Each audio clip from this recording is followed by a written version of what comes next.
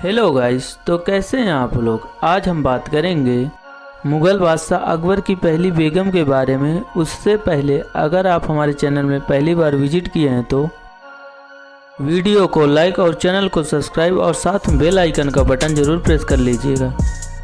जब भी मुग़ल बादशाह अकबर की बेगमों के बारे में बात करते हैं तो हमारे जहन में सबसे पहला नाम जोधाबाई का आता है, क्योंकि अकबर और जोधाबाई की प्रेम कहानी कौन वाकिफ़ नहीं है भला। लेकिन क्या आप मुग़ल बादशाह अकबर की पहली बेगम के बारे में जब पता है?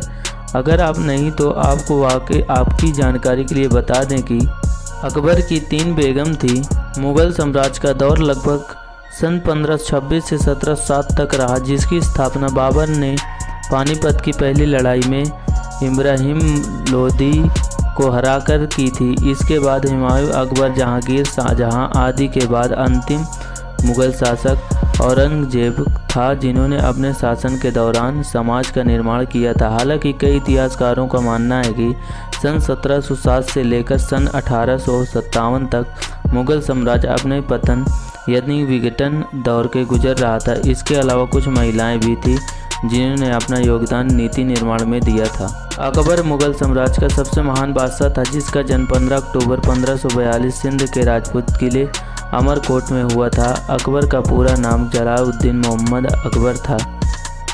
आपकी जानकारी के लिए बता दें कि अकबर मुग़ल साम्राज्य का तीसरा बादशाह था जिसने अपने शासनकाल में ऐतिहासिक और सांस्कृतिक कार्य करवाए थे। हिंदुस्तान पर अकबर ने कई सालों तक शासन किया था। इस दौरान अकबर ने कई शादियां भी की।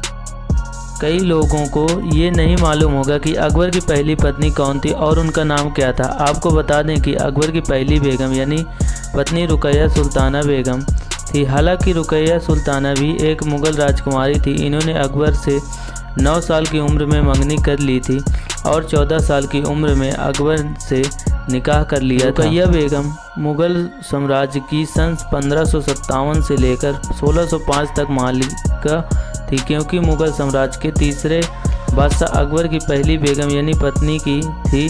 रुकैया बेगम अकबर की रिश्तेदार चचेरी बहन थी जिसने अकबर से निकाह कर लिया था। रुकैया बेगम अकबर की बेहद खास और पसंदीदा बेगम थी। रुकैया बेगम का जन्म 1542 के आसपास हुआ था।